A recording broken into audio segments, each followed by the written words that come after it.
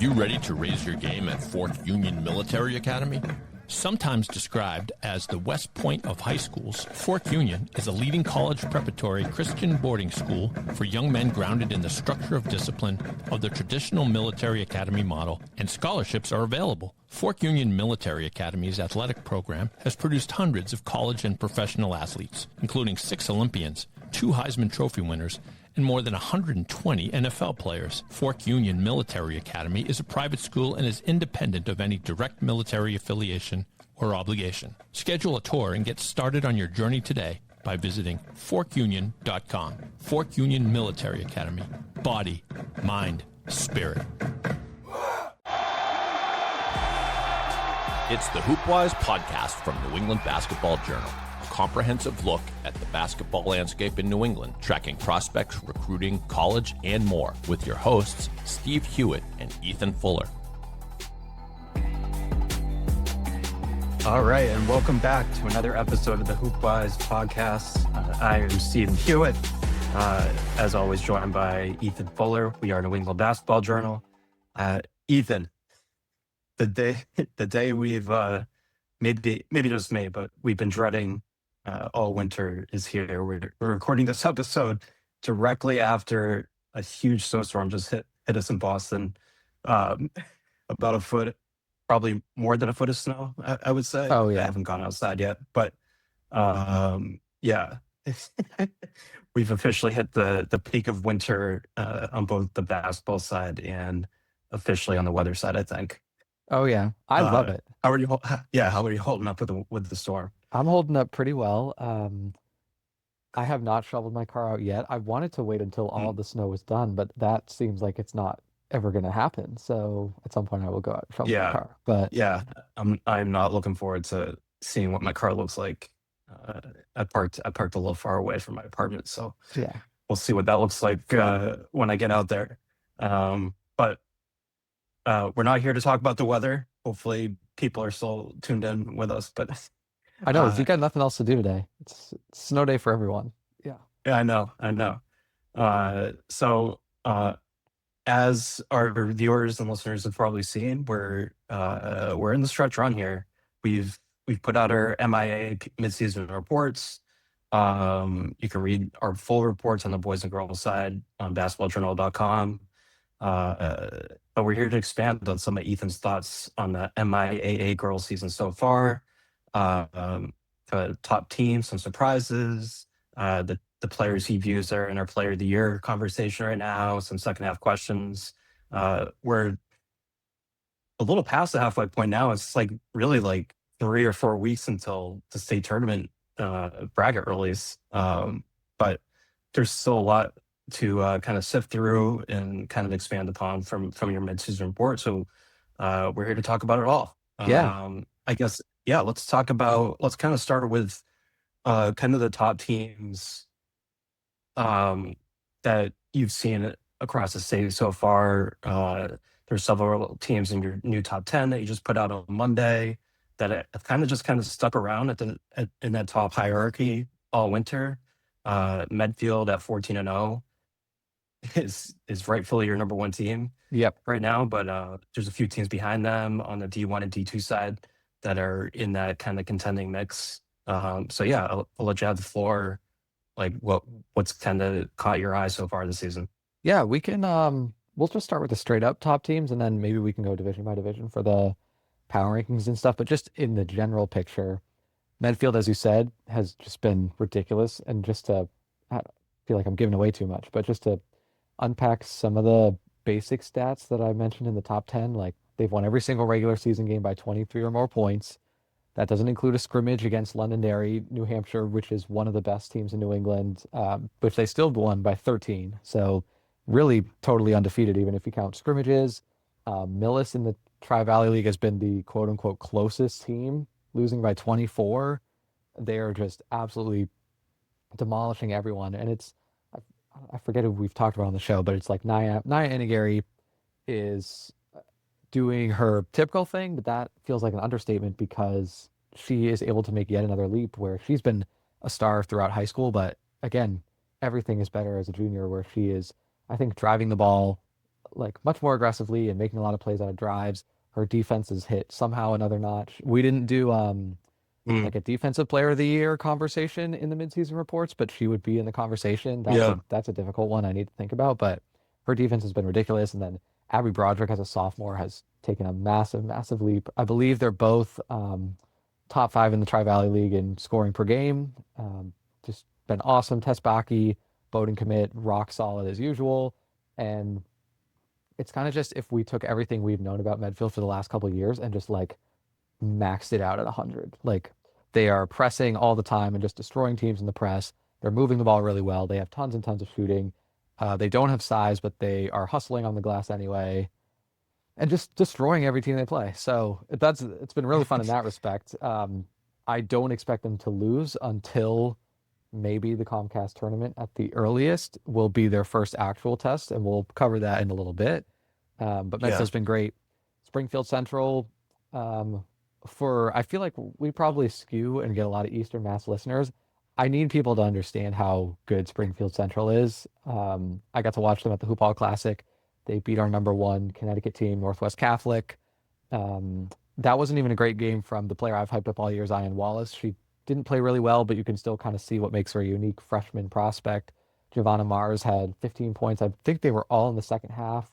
And she's dealing with like a minor wrist injury, but still playing really well. They just have a ton of guards who defend at a high level, play really aggressive in transition. They have a little bit of size too. I think Genesis Grimes, a junior kind of forward who kind of plays like a post player in this offense or on this team. She defended Abby Casper really well on Northwest Catholic. And she's like a pretty solid offensive player too. So Mhm. do not, every year we all sleep on Springfield Central. Please don't this year. Then Wachusett kind of doing their thing. The loss to Minnetonka was a bit of a surprise, honestly. Outside of that hiccup, they've mostly been really great. Again, it's like Jay Scott, Tegan Lamfer, Sophie Gibbons, a little bit of a Mhm. sophomore leap from Kylie Yurkis, the players that we've all talked about before. So I actually haven't seen them in the regular season yet, but I know this team pretty well at this point. So I will be seeing them in the Comcast tournament, definitely. And then we can keep going down. Whitman Hanson has kind of Yeah. separated itself in the Patriot League. We got a couple more Division One schools, Worcester South and Bishop Feehan, Bishop Fenwick and St. Mary's. I believe those Springfield Central wasn't in my first top 10, and that was an information my bad part. Yeah. But everyone else, like those 7 of those top 8 were teams that started in the top 10. So no real surprise with any of those teams. And then Yeah. really it's just like the Bay State Conference being a war. So 9 and 10 are Needham and Walpole just made the list. And so between Needham, Yeah. Walpole, Natick, Braintree, I would consider that the best conference in the state right now. Yeah. I wanted to get into St. Mary's a little bit because that was a big storyline going into the year. They lost 4 starters from last year's championship team, right? Including Bella Wumi went to Tilton. Um, how have you seen them kind of evolve or kind of adjust with all those changes so far? Yeah, they've been really solid. The only game I've seen in person was a loss to Bishop Fenwick. But again, Bishop Fenwick's a very good team and just kind of, I guess, box score watching in some ways, watching highlights in some other ways, talking to people. It seems like um, they're definitely not as great as last year because they don't have Bella Owumi, but they have had a lot of players take collective leaps that have kind of helped make up some of that gap. Charlie Green is she's like a center on this team. She's maybe more of a 4 as like a general prospect, but she's a sophomore. She has an offer from Stonehill. She's been really, really good when I've seen her. Just like more confident in playing physically. She can shoot pretty well too for a post player.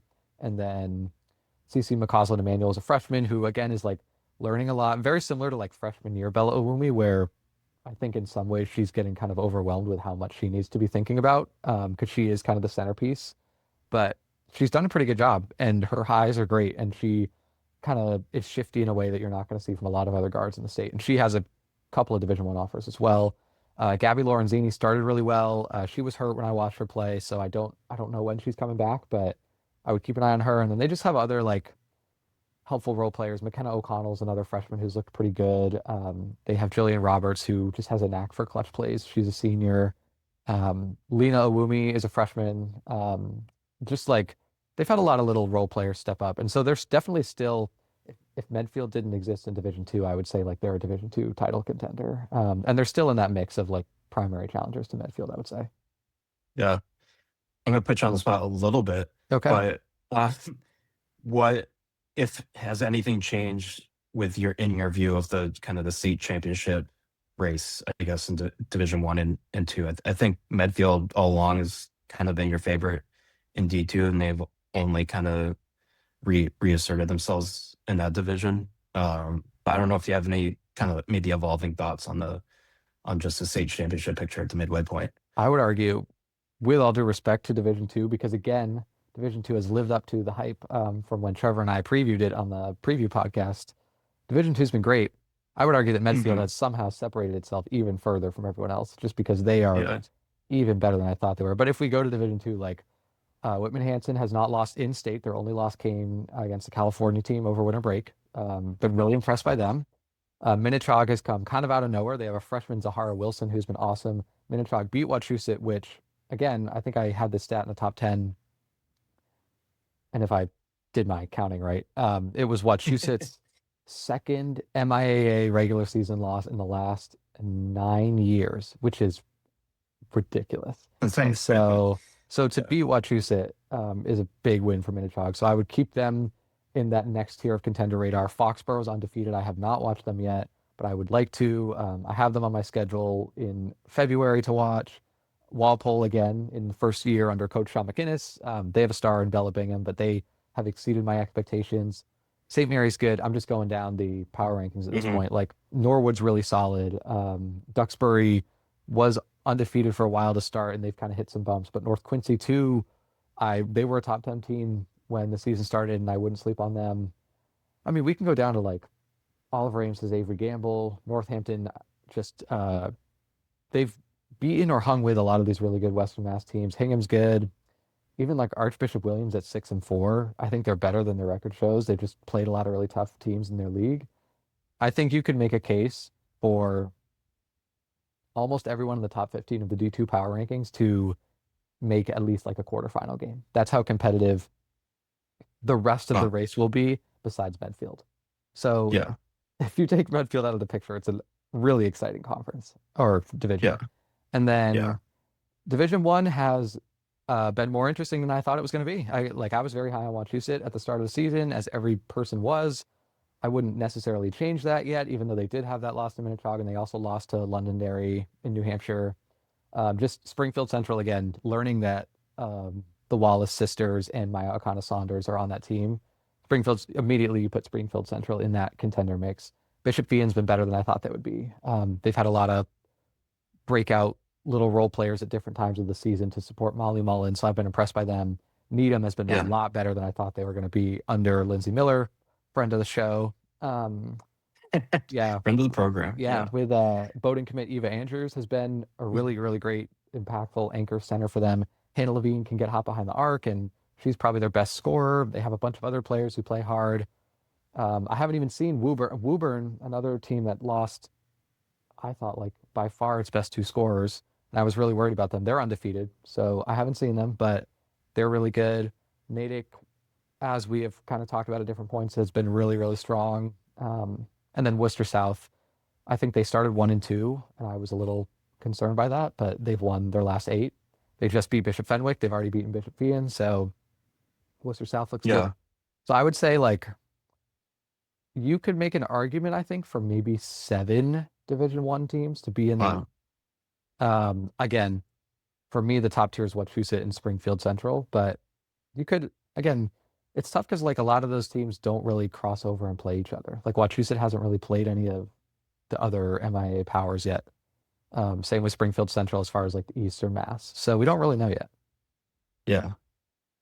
And I know Division 1 and 2 get almost all the attention typically, right? And we're always talking about them because those usually have the best teams. But if you go down Division 3 through 5, I don't know if you have any takeaways from the first part of the season in those divisions. I know Bishop Fenwick is kind of lapping the field in D3 right now. As of January 26th in the power rankings, they're like almost 2 rating points higher than the number 2 team, Pittsfield. Is D3 kind of Fenwick's to lose in your mind, or what have you made of maybe some of the teams in there? D3 is Fenwick's to lose. And yeah, I'll reference some of these power rankings again. We're recording this on a Monday, which means these are going to be outdated by the time we post this episode. However, it should still be fairly close. Bishop Fenwick is very good. Again, they might have the best, it's arguable, in that tier of best duo in MIAA with Caitlin Boyle, Stonehill commit, and Celia Nielsen, who has a couple D1 offers, both seniors. They've been really, really great. I would shout out Pittsfield, who only lost to Springfield Central by 2 recently. So they are capable of hanging with those teams. Pembroke is another really good Patriot League team.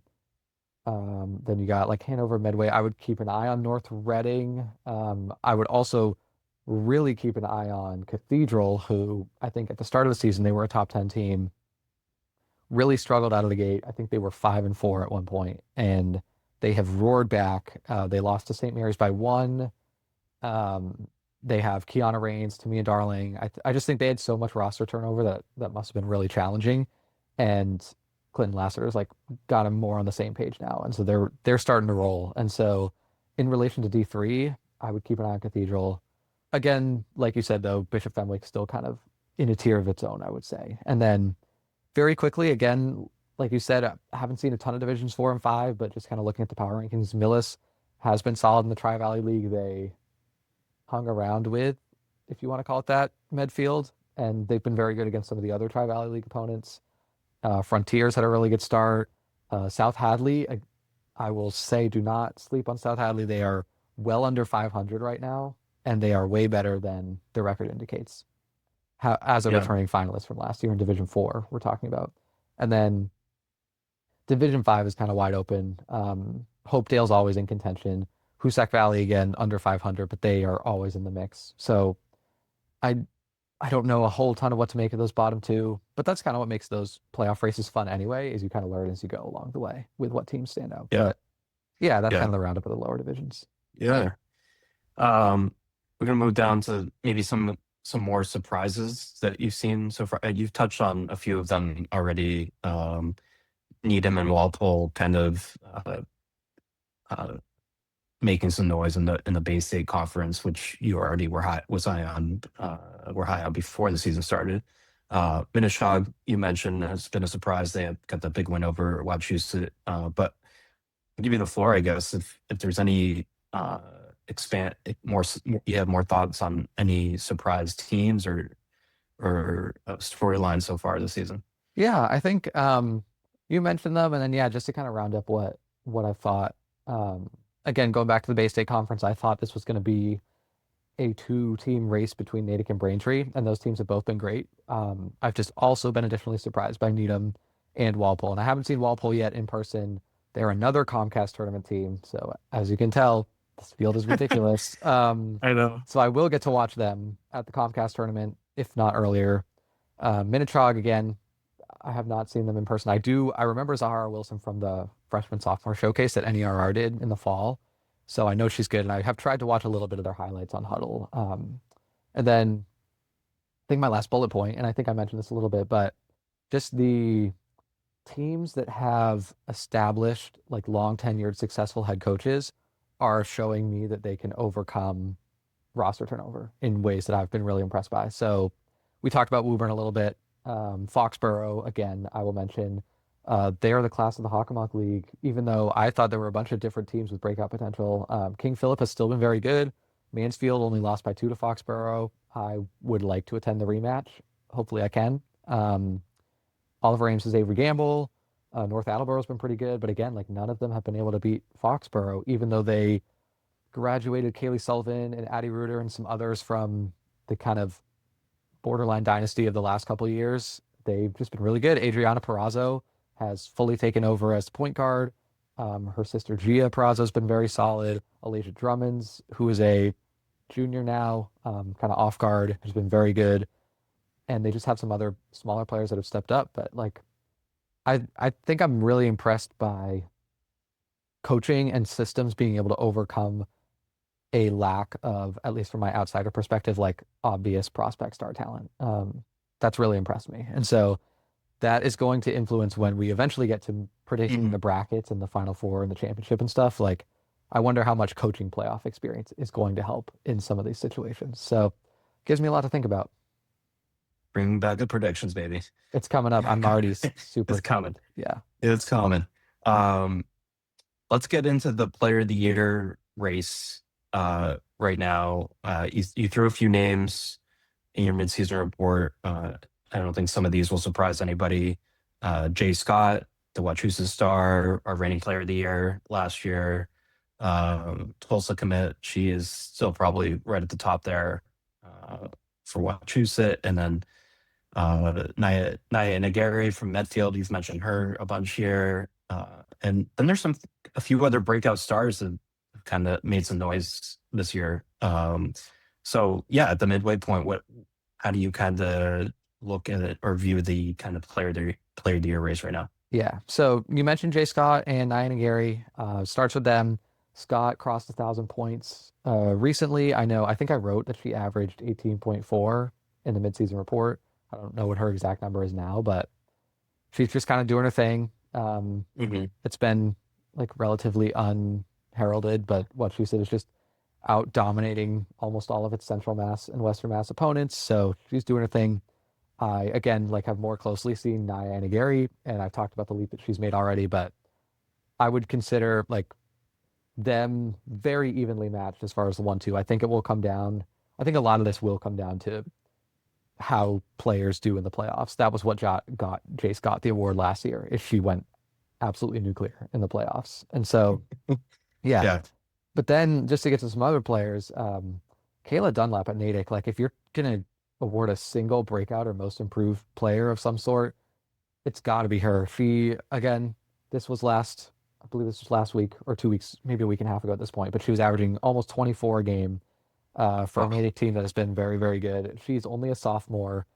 Once we turn the page from school season to like AAU college prospect, like we shift our lens that way, she is just like, I think she's straight up one of the better prospects in the sophomore class in New England at this point. Like, she is a 6 foot, like kind of 3-4 forward who is just like a different level of athlete compared to a lot of other MIAA players. She's pretty long and skinny at this point, definitely needs to get stronger and a little bit better finishing around the basket, but she has like skill moves and she can get to floaters and she's knocking down threes and she's a very solid defender who gets a lot of blocks because she's super long and she is aggressive rebounding the ball. And just like, I've been so impressed by how much she has been able to show on this team.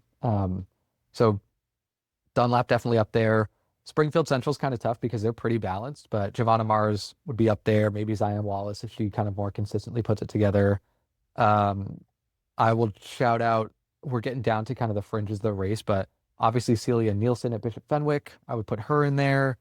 Molly Mullen at Bishop Behan's been very good. Adriana Perazo at Foxborough, as I mentioned. Malia Pierre at Whitman Hanson. That's kind of my tier of contender. It's going to be very hard to pass Jay Scott and Nia Nagari. One of these players is like as great as they've been, probably going to have to be even better. So you'll see them more likely on some of our all MIA teams when we make those. But that's kind of the top 2 tiers of elite players that I've seen. Yeah. And then we're gonna look ahead now to the last kind of month now, I guess, of the season. And we've been kind of teasing this throughout the show, burying the lead a little bit in some ways because the Comcast tournament is coming up quick. Right. It's the February vacation week, right? It's going right into February vacation in mid-February at Emmanuel College again. And I thought my boys' side was like pretty good. I have like Central Catholic there, Masconomet, but I'm like jealous of the girls' field that you get to cover, which is absolutely insane with 2 brackets. Just to kind of give people a quick overview, one bracket has Braintree, Woburn, Walpole, and Cathedral, and then the other one only has 2 division like the reigning champions in it. Medfield, North Quincy, Bishop Fee, and Wachusett in that bracket.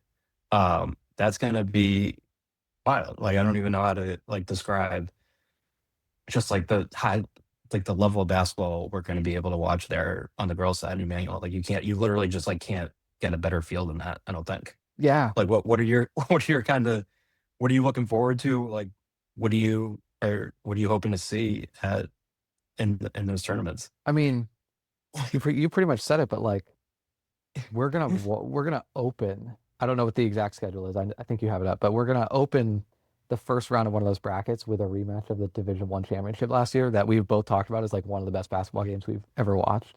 That's Yep. insane. And then if things play out as expected, we get Wachusett versus Medfield in the championship, which like I'm not rooting for any outcomes. I would love to see North Quincy hang with Medfield, definitely, but like that would be a crazy, crazy game to watch, and that's the only place that you can get it because they're in different divisions. So we'll see Yeah. about that, and then again, like it ends up being very helpful that we check a lot of the boxes of teams I haven't watched, like Woburn. Again, like I have not ranked despite being undefeated because I have been a little bit like they've been stuck in their league, and I don't know how good the Middlesex League is this year. But so this is a great chance for me to see Woburn out of league against some good teams. Braintree, I have already seen and really like. Cathedral, I was telling like don't sleep on Cathedral. Walpole again, hyping up as like a surprise top 10 team possibly. So we're gonna get to see all them play. And so yeah, like I typically go for probably 2 days, and tentatively that's my plan this year. Where like Saturday I will see all of the first round games, and then I'll see the championship games on Monday. I would like to do that again because it's crazy. Like, and just again, to reiterate, not only is it teams going together, but it's importantly for someone like me in divisions where like we're not going to see a lot of these rematches in the state tournament. And so that means a lot to me. Like that we could potentially see Medfield and Wachusett. That's a huge game. And so I remember last year, like, that was even though Wachusett won the game, Central Catholic lost by 2, and that was a big, like, cool way for me to see Central Catholic for the first time, I think, that season. And then I came out of that weekend putting Foxborough at number 1 in our top 10 because Foxborough beat Medfield and Bishop Fien, and Kaylee Sullivan went absolutely crazy that weekend. So it's gonna be fun. Like that's a great 2 days. And I think the Spartan Classic too at St. Mary's. If I'm vaguely remembering, I'm trying to look for the team fields. I don't have it immediately on me, but that I think is going to be very good this year too. So I don't know if logistically it's going to work out that I can watch those and then maybe have another day where I go to the Spartan Classic, but there's a lot of really good February break basketball. So state tournament aside, like I'm so ready for February break because it's some of the best high school basketball of the whole year. Yeah. Just to give, I do have the schedule up, and we're going to post the schedule online on basketballjournal.com soon enough, probably this week. But Saturday in the first bracket, we have Saturday, February 14th at 12:30. It's Walpole Cathedral, followed by Braintree at Woburn. Oh, not at Woburn, but first Woburn. The winners of those games will play on Monday at 2. And that's a great rematch. Sorry, that's a great rematch of the Division One quarterfinals last year, which I came down to like a 1 or 2 possession game, I think. So that's another good one. Yeah. And then the other bracket also on the 14th, Wachusett against Bishop Fien, followed by Medfield, North Quincy, and the winners of those games play Monday at 3:30 for the championship. So so you get that's get 3 to Emmanuel College. Yeah, because North Quincy and Medfield met in the D2 semis last. So that's 3 like borderline like playoff rivalry games that you're getting in the opening round, which is crazy. Yeah. So we will be there. Ethan, do you have any other kind of overarching second half questions, thoughts, things you're looking for before the state tournament starts?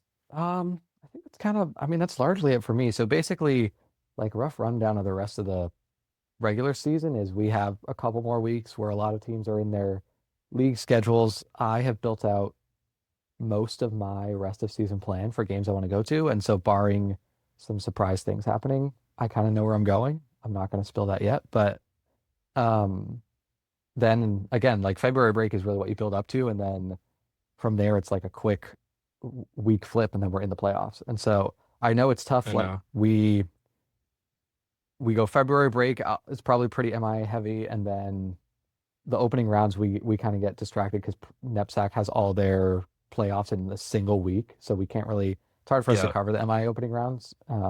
So I will be excited to just like kind of set my baseline at February break and then pop back in once we're well into the playoffs and see how things are going. So it'll Yeah. be fun.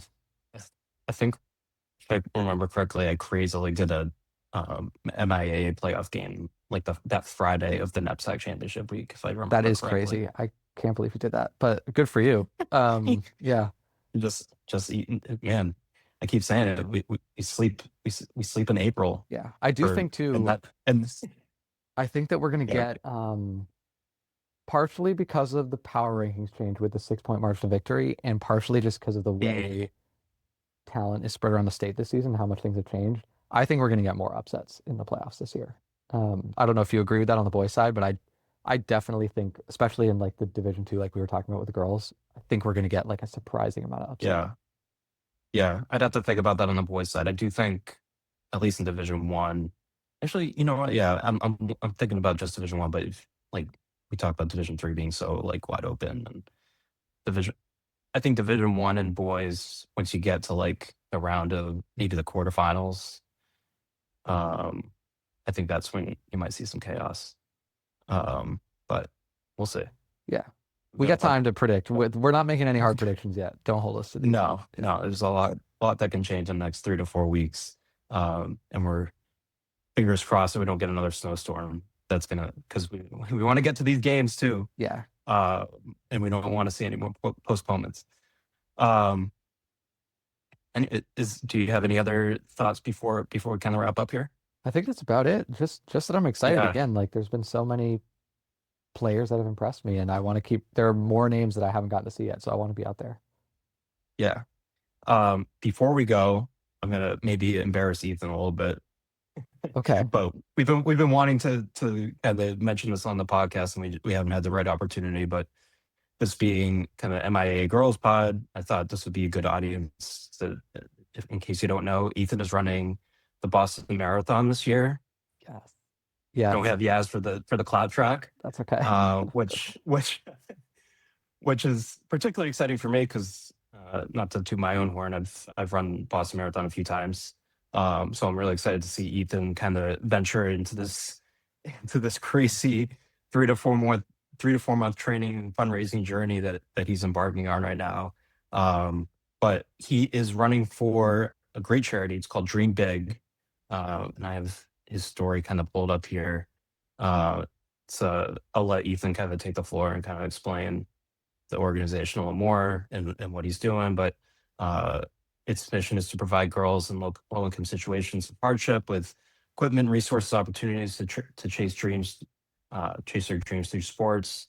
And yeah, I mean, I'll let you take the floor and why you kind of decided you wanted to do this and how the training and the fundraising has gone so far. Yeah, this will be. I know we only have a couple minutes, so I'll give like a very very quick rundown. So, I've wanted to run this partially. So my first journalism professional beat was high school cross country when I was at the Globe. I loved that. I was put on the marathon coverage team a couple times. Loved that. Got inspired to run because I have a lot of runner friends, as I'm sure everyone in New England does. And so I wanted to run the marathon that way. And then I had known about Dream Big tangentially just through the ways that I've covered. And if you go to my fundraiser portal, which it's linked pretty much anywhere on my social media, you'll find it pretty easily. A lot of or not a lot, but quite a few players that I know have been impacted by Dream Big. And also I did this last year, right after the season, all about the challenges of playing basketball, for an example here, or other sports in an underserved community, especially as a girl. I did that whole 3-part feature that you can still find. I think it's still very relevant. You can find on our site about the city of Boston and why it's really hard for girls to play in Boston. And so Dream Big, like very directly, I know individual players who have been impacted by Dream Big and now are college athletes and like have had all these opportunities. And there's so much research and stats, and I assume everyone who's listening knows how much sports impacts young girls, not only with athletic success and potential scholarships and stuff, but just like leadership traits and skills off the field. It's a big deal for a lot of people. So I think it was cool for me. Like, I was not going to qualify. So if I was going to run this, I was going to partner with a charity. I think I'm going to run a fairly decent time, but sub four. Yeah, we're shooting for sub 4. But to be able to partner with a charity that is actually relevant to my career and the community I cover, and like I can make an impact on something that like I'm already very invested in. I thought it was cool. So yeah, I'm not trying to make this too much of a plug, although I am fundraising, but you can find everything on social media. You can reach out to me if you are interested in supporting in any other way, but it's been a grind. Yeah. I'm going to go run in the snow, I think later today. I think we're up to 14 is our long run this weekend. So it's getting serious. But I feel pretty good. Yep. Yeah. As someone who has gone through it several times and had to run more miles than the degrees outside and run it through the snow, I give you so much credit for doing this, and obviously an amazing cause that you're running for. We're gonna Ethan mentioned it, but you can find the link on his Twitter and Instagram, and we're gonna drop the link too in the YouTube description here, so you can just click on it and support him in any way you want. He's trying to raise a lot of money for this. What's the minimum you have to get to? I think my goal is 15. The minimum might be slightly less than that, but yeah, I'm grinding. You all see me posting about squares. If you want to add from the Super Bowl too, it's a relevant time to do some squares. Yes, you have to do the squares again, for sure. Maybe I'll knock it at 9 this time. Yeah. But anyway, I wanted to give Ethan that plug because I thought that was important. I thought maybe our viewers would be interested in that. But yeah, that'll do it for us. We have a really busy couple of weeks coming up leading into the state tournament, and a lot of great games. Comcast Tournament. We will see you at Emmanuel College in a few weekends for the girls and the boys tournaments for that. That's going to be really exciting. But we got a fun month and 2 months and then another month of state tournament action after that to kind of look forward to this season. And there's a lot to look forward to. So yeah, that'll do it for Ethan Fuller. I'm Steve Hewitt. Stay warm, stay dry out there in the wintry elements, and we will catch you next time on the HoopWise podcast.